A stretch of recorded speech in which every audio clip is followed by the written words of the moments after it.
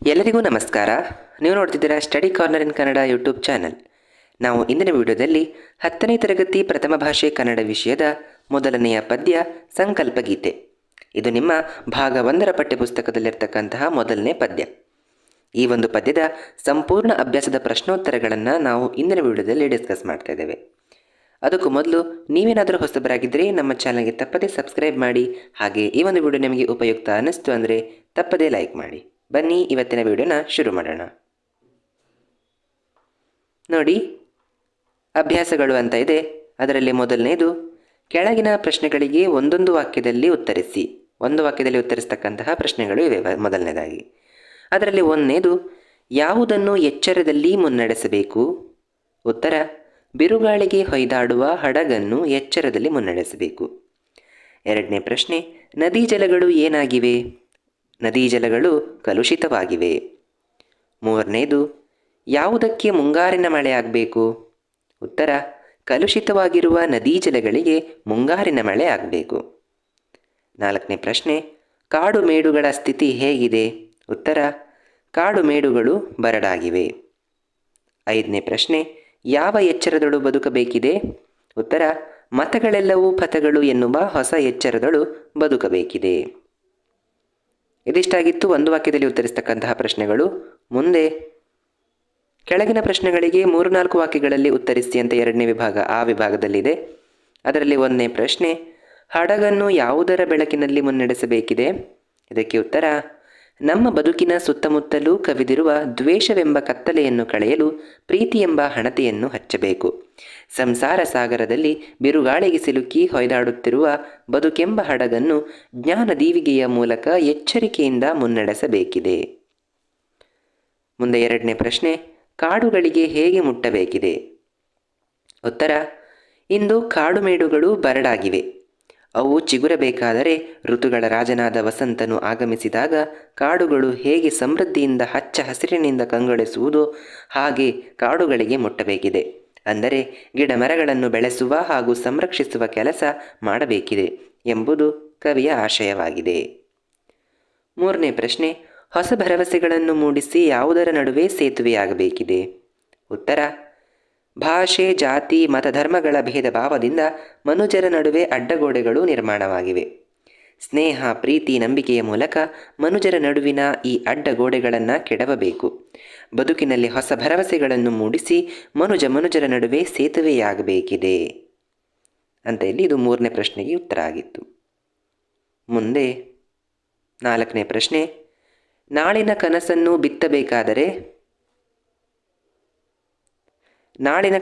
ಬಿತ್ತಬೇಕಾದರೆ ನಾವು ಹೇಗೆ ಬದುಕಬೇಕು?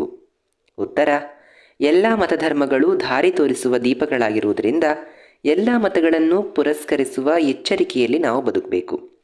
ಭಯ ಮತ್ತು ಸಂಶಯಗಳಿಂದ ಮುಸುಕಾಗಿರುವ ಮನದ ಕಣ್ಣಿನಲ್ಲಿ ಭವಿಷ್ಯದ ಕನಸನ್ನು ಬಿತ್ತುತ್ತಾ ಬದುಕು ನಡೆಸಬೇಕು. ಇದು ನಾಲ್ಕನೇ ಪ್ರಶ್ನೆಗೆ ಉತ್ತರ. ಮುಂದೆ ಈ ವಿಭಾಗ ಕೆಳಗಿನ ಪ್ರಶ್ನೆಗಳಿಗೆ 8-10 ವಾಕ್ಯಗಳಲ್ಲಿ ಉತ್ತರವನ್ನು ಬರೆಯಿರಿ ಅಂತ ಕೊಟ್ಟಿದ್ದಾರೆ. ಅದರಲ್ಲಿ ಮೊದಲನೇ ಪ್ರಶ್ನೆ, ನಾವು ಯಾವ ಸಂಕಲ್ಪ ಕೈಗೊಳ್ಳಬೇಕೆಂಬುದು ಕವಿ ಶಿವರುದ್ರಪ್ಪನವರ ಆಶಯವಾಗಿದೆ? ಉತ್ತರ, ನಮ್ಮ ಸುತ್ತಲೂ ಹಬ್ಬಿರುವ ದ್ವೇಷದ ಕತ್ತಲೆಯನ್ನು ಕಳೆಯಲು ಪ್ರೀತಿಯ ದೀಪವನ್ನು ಹಚ್ಚಬೇಕು. ಸಂಸಾರ ಸಾಗರದಲ್ಲಿ ಬಿರುಗಾಳಿಗೆ ಸಿಲುಕಿ ಹೊಯ್ದಾಡುತ್ತಿರುವ ಬದುಕೆಂಬ ಹಡಗನ್ನು ಎಚ್ಚರಿಕೆಯಲ್ಲಿ ಮುನ್ನಡೆಸಬೇಕು. ಪರಿಸರ ಮಾಲಿನ್ಯದಿಂದ ಕಲುಷಿತವಾಗಿರುವ ನದಿ ಜಲಗಳಿಗೆ ಶುದ್ಧೀಕರಿಸುವ ಮುಂಗಾರಿನ ಮಳೆಯಾಗಬೇಕು. ಬರಡಾಗಿರುವ ಕಾಡು ಮೇಡುಗಳು ಹಚ್ಚ ಹಸಿರಿನಿಂದ ಕಂಗೊಳಿಸಿ ಸಮೃದ್ಧವಾಗುವಂತಹ ವಸಂತ ಕಾಲವಾಗಬೇಕು. ಅತ್ಯಾಚಾರ, ಅನಾಚಾರ, ಭ್ರಷ್ಟಾಚಾರ, ಅಸ್ಪೃಶ್ಯತೆ, ಅಸಮಾನತೆಗಳಿಂದ ಅಧಪತನಗೊಂಡಿರುವಂತಹ ಸಮಾಜವನ್ನು ಹೊಸ ಭರವಸೆಗಳ ಮೂಲಕ ಮೇಲೆತ್ತುವಂತಾಗಬೇಕು.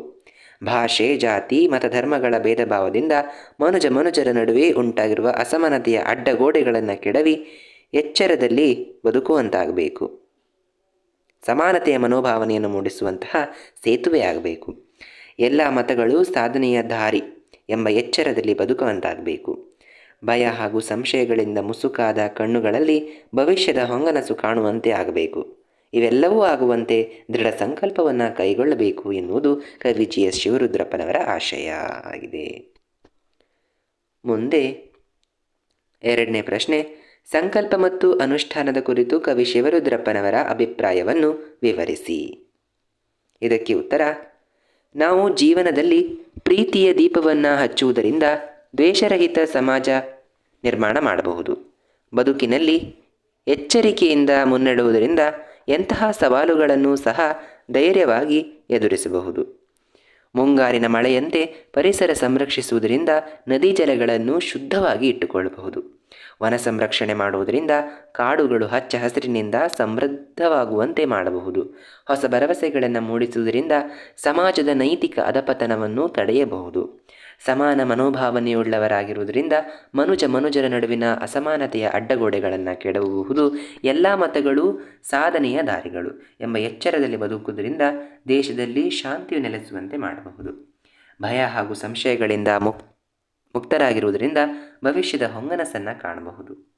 ಹೀಗೆ ಕವಿ ಶ್ರೀ GS ಶಿವರುದ್ರಪ್ಪನವರು ಸಂಕಲ್ಪ ಮತ್ತು ಅನುಷ್ಠಾನದ ಕುರಿತು ತಮ್ಮ ಅಭಿಪ್ರಾಯವನ್ನು ವ್ಯಕ್ತಪಡಿಸುತ್ತಾರೆ. ಮುಂದೆ ಸಂದರ್ಭ. ಈ ಕೆಳಗಿನ ವಾಕ್ಯ ಅಥವಾ ಹೇಳಿಕೆಗೆ ಸಂದರ್ಭ ಸಹಿತ ಸ್ವಾರಸ್ಯವನ್ನು ವಿವರಿಸಿ. 1ನೇ ಪ್ರಶ್ನೆ, ಪ್ರೀತಿಯ ಹಣತೆಯ ಹಚ್ಚೋಣ ಅಂತ ವಾಕ್ಯ ಇದೆ. ಇದಕ್ಕೆ ನಾವು ಮೊದಲನೇದಾಗಿ ಆಯ್ಕೆಯನ್ನು ಬರ್ಕೊಳ್ತೀವಿ. ಈ ವಾಕ್ಯವನ್ನು ಕವಿ ಶ್ರೀ GS ಶಿವರುದ್ರಪ್ಪನವರು ರಚಿಸಿರುವ ಎದೆ ತುಂಬಿ ಹಾಡಿದೆನು ಎಂಬ ಸಂಕಲನದಿಂದ ಆಯ್ದ ಸಂಕಲ್ಪಗೀತೆ ಎಂಬ ಕವಿತೆಯಿಂದ ಆರಿಸಲಾಗಿದೆ. ಸಂದರ್ಭ. ಕವಿ GS ಶಿವರುದ್ರಪ್ಪನವರು ಸಮಾಜದಲ್ಲಿ ಹರಡಿರುವ ದ್ವೇಷ ಎಂಬ ಕತ್ತಲೆಯ ಬಗ್ಗೆ ತಿಳಿಸುತ್ತಾ ಆ ಕತ್ತಲೆಯನ್ನು ಹೋಗಲಾಡಿಸಲು ಪ್ರೀತಿ ಎಂಬ ಹಣತೆಯನ್ನು ಹಚ್ಚಬೇಕು. ನಮ್ಮ ಜೀವನವೆಂಬ ಹಡಗು ಬಿರುಗಾಳಿಗೆ ಹೊಯ್ದಾಡುತ್ತಿದೆ, ಅದನ್ನು ಎಚ್ಚರದಿಂದ ಮುನ್ನಡೆಸಬೇಕು ಎಂದು ಹೇಳುವ ಸಂದರ್ಭದಲ್ಲಿ ಈ ಮಾತನ್ನು ಹೇಳುತ್ತಾರೆ. ಇದಕ್ಕೆ ಸ್ವಾರಸ್ಯ. ನಾವು ಜೀವನದಲ್ಲಿ ಪ್ರೀತಿಯ ಹಣತೆಯನ್ನು ಹಚ್ಚುವ ಸಂಕಲ್ಪ ಕೈಗೊಳ್ಳುವುದರಿಂದ ದ್ವೇಷರಹಿತ ಸಮಾಜ ನಿರ್ಮಾಣ ಮಾಡಬಹುದು ಎಂಬುದರಲ್ಲಿ ಕವಿ ಸ್ವಾರಸ್ಯಪೂರ್ಣವಾಗಿ ತಮ್ಮ ಭಾವನೆಯನ್ನು ಅಭಿವ್ಯಕ್ತಪಡಿಸಿದ್ದಾರೆ. ಮುಂದೆ 2ನೇ ಸಂದರ್ಭ, ಮುಂಗಾರಿನ ಮಳೆ ಆಗೋಣ. ಆಯ್ಕೆ ಸೇಮ್ ಅದೇ ನೀವು ಬರ್ಕೊಳ್ತೀರಿ. GS ಶಿವರುದ್ರಪ್ಪನವರು ಬರೆದ ಎದೆ ತುಂಬಿ ಹಾಡಿದೆನು ಕವನ ಸಂಕಲನದಿಂದ ಆಯ್ದ ಸಂಕಲ್ಪಗೀತೆ ಎಂಬ ಕವಿತೆಯಿಂದ ಆರಿಸಲಾಗಿದೆ. ಸಂದರ್ಭ ಬರಿತೀರಿ. ಕವಿ GS ಶಿವರುದ್ರಪ್ಪನವರು ಪರಿಸರ ಮಾಲಿನ್ಯದ ಬಗ್ಗೆ ತಮ್ಮ ಕಾಳಜಿ ವ್ಯಕ್ತಪಡಿಸುತ್ತಾ ನದಿ ಜಲಗಳು ಕಲುಷಿತವಾಗಿವೆ, ಕಾಡು ಮೇಡುಗಳೆಲ್ಲ ಬರಡಾಗಿವೆ, ಆದ್ದರಿಂದ ನಾವು ಮುಂಗಾರು ಮಳೆಯಾಗಿ ಜಲಮಾಲಿನ್ಯವನ್ನು ಹೋಗಲಾಡಿಸಬೇಕು ಎಂದು ಹೇಳುವ ಸಂದರ್ಭದಲ್ಲಿ ಈ ಮಾತನ್ನು ಹೇಳುತ್ತಾರೆ. ಇದರ ಸ್ವಾರಸ್ಯ ಏನಂದರೆ, ಕವಿಯ ಪರಿಸರ ಪ್ರಜ್ಞೆ ಮತ್ತು ಕಾಳಜಿ ಇಲ್ಲಿ ಸ್ವಾರಸ್ಯಪೂರ್ಣವಾಗಿ ವ್ಯಕ್ತವಾಗಿದೆ. ಮುಂದೆ 3ನೇ ಸಂದರ್ಭ, ಹೊಸ ಭರವಸೆಗಳ ಕಟ್ಟೋಣ. ಆಯ್ಕೆ. ಈ ವಾಕ್ಯವನ್ನು ಕವಿ ಶ್ರೀ GS ಶಿವರುದ್ರಪ್ಪನವರು ರಚಿಸಿರುವ ಎದೆ ತುಂಬಿ ಹಾಡಿದೆನು ಕವನ ಸಂಕಲನದಿಂದ ಆಯ್ದ ಸಂಕಲ್ಪಗೀತೆ ಎಂಬ ಕವಿತೆಯಿಂದ ಆರಿಸಲಾಗಿದೆ. ಸಂದರ್ಭ. ಕವಿ GS ಶಿವರುದ್ರಪ್ಪನವರು ಸಾಮಾಜಿಕ ಕಳಕಳಿಯನ್ನು ವ್ಯಕ್ತಪಡಿಸುತ್ತಾ ಸಮಾಜದಲ್ಲಿ ಕಷ್ಟದಲ್ಲಿ ಬದುಕುತ್ತಾ ಜೀವನದಲ್ಲಿ ಕೆಳಗೆ ಬಿದ್ದವರನ್ನು, ಅಂದರೆ ನಿರಾಶಾ ಭಾವನೆಯಿಂದ ಕುಂದಿ ಹೋದ ಜನರನ್ನು ಭರವಸೆ ಮೂಡಿಸಿ ಮೇಲೆಬ್ಬಿಸಿ ನಿಲ್ಲಿಸಬೇಕು ಎಂದು ಹೇಳುವ ಸಂದರ್ಭದಲ್ಲಿ ಈ ಮಾತನ್ನು ಹೇಳುತ್ತಾರೆ. ಇದರ ಸ್ವಾರಸ್ಯ ಏನಂದರೆ, ನಾವು ಹೊಸ ಭರವಸೆಗಳನ್ನು ಮೂಡಿಸುವ ಸಂಕಲ್ಪ ಕೈಗೊಳ್ಳುವುದರಿಂದ ಸಮಾಜದ ನೈತಿಕ ಅಧಪತನವನ್ನು ತಡೆಯಬಹುದು ಎಂಬ ಅಮೂಲ್ಯವಾದ ಭಾವನೆ ಇಲ್ಲಿ ಸ್ವಾರಸ್ಯಪೂರ್ಣವಾಗಿ ವ್ಯಕ್ತ ಆಗಿದೆ. ಮುಂದೆ 4ನೆಯ ಸಂದರ್ಭ, ಹೊಸ ಎಚ್ಚರದೊಳು ಬದುಕೋಣ. ಈ ವಾಕ್ಯವನ್ನು ಕವಿ ಶ್ರೀ GS ಶಿವರುದ್ರಪ್ಪನವರು ರಚಿಸಿರುವ ಎದೆ ತುಂಬಿ ಹಾಡಿದೆನು ಎಂಬ ಕವನ ಸಂಕಲನದಿಂದ ಆಯ್ದ ಸಂಕಲ್ಪಗೀತೆ ಎಂಬ ಕವಿತೆಯಿಂದ ಆರಿಸಲಾಗಿದೆ. ಸಂದರ್ಭ. ಕವಿ GS ಶಿವರುದ್ರಪ್ಪನವರು ಮತಧರ್ಮಗಳು ನಮ್ಮ ಜೀವನ ಮಾರ್ಗಗಳು ಎಂದು ಹೇಳುತ್ತಾ ಭೇದ ಭಾವ ಮರೆತು ಆಯಾ ಧರ್ಮದಲ್ಲಿರುವ ಒಳಿತುಗಳನ್ನು ಎಚ್ಚರಿಕೆಯಿಂದ ಗುರುತಿಸಿ ಅಳವಡಿಸಿಕೊಳ್ಳಬೇಕು ಎಂದು ಹೇಳುವ ಸಂದರ್ಭದಲ್ಲಿ ಈ ಮಾತನ್ನು ಹೇಳುತ್ತಾರೆ. ಸ್ವಾರಸ್ಯ. ಎಲ್ಲ ಮತಗಳು ಸಾಧನೆಯ ದಾರಿಗಳು ಎಂಬ ಎಚ್ಚರದಲ್ಲಿ ಬದುಕುವ ಸಂಕಲ್ಪ ಕೈಗೊಳ್ಳುವುದರಿಂದ ದೇಶದಲ್ಲಿ ಶಾಂತಿಯು ನೆಲೆಸುವಂತೆ ಮಾಡಬಹುದು ಎಂಬುದು ಧಾರ್ಮಿಕ ಸಹಿಷ್ಣುತೆಯ ದೃಷ್ಟಿಯಿಂದ ಮಹತ್ವಪೂರ್ಣವಾದ ಅಂಶ ಆಗಿದೆ. ಮುಂದೆ 5ನೆಯ ಸಂದರ್ಭ, ಮನುಜರ ನಡುವಣ ಅಡ್ಡಗೋಡೆಗಳ ಕೆಡವುತ ಸೇತುವೆಯಾಗೋಣ. ಇದಕ್ಕೆ ಆಯ್ಕೆ ಬರೆಯಬೇಕು. ಈ ವಾಕ್ಯವನ್ನು ಕವಿ ಶ್ರೀ GS ಶಿವರುದ್ರಪ್ಪನವರು ರಚಿಸಿರುವ ಎದೆ ತುಂಬಿ ಹಾಡಿದೆನು ಕವನ ಸಂಕಲನದಿಂದ ಆಯ್ದ ಸಂಕಲ್ಪಗೀತೆ ಎಂಬ ಕವಿತೆಯಿಂದ ಆರಿಸಲಾಗಿದೆ. ಸಂದರ್ಭ. ನಾವು ಮನುಜರ ನಡುವೆ ಇರುವ ಜಾತಿ, ಧರ್ಮ, ಮತಗಳೆಂಬ ಅಡ್ಡಗೋಡೆಗಳನ್ನು ಕೆಡವಿ ಪಂಪನ ಮನುಷ್ಯ ಜಾತಿ ತಾನೊಂದೇವಲಂ ಎಂಬ ಸಮಾನತೆಯ ಭಾವನೆಯಿಂದ ಮನುಜರನ್ನು ಬೆಸೆಯುವ ಸೇತುವೆಯಾಗುವ ದೃಢ ಸಂಕಲ್ಪವನ್ನು ಕೈಗೊಳ್ಳಬೇಕು ಎಂದು ಹೇಳುವ ಸಂದರ್ಭದಲ್ಲಿ ಈ ಮಾತನ್ನು ಹೇಳುತ್ತಾರೆ.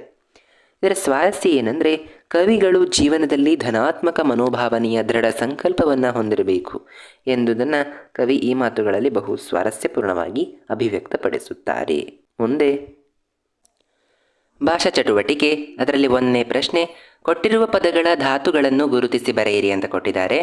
ನೋಡಿ, ನಿಲ್ಲಿಸು, ನಿಲ್ಲು, ನಡೆಸು, ನಡೆ, ಹಚ್ಚುವುದು, ಹಚ್ಚು, ಮುಟ್ಟೋಣ, ಮುಟ್ಟು, ಕಟ್ಟುವುದು, ಕಟ್ಟು, ಆಗೋಣ, ಆಗು. ಇದೇನಾಗಿದೆ, ಈ ಒಂದು ಪದದಲ್ಲಿರುವಂತಹ ಧಾತುವೆ ಯಾವುದಂತ ಗುರುತಿಸಿ ಇಲ್ಲಿ ಕೊಟ್ಟಿದ್ದೀವಿ.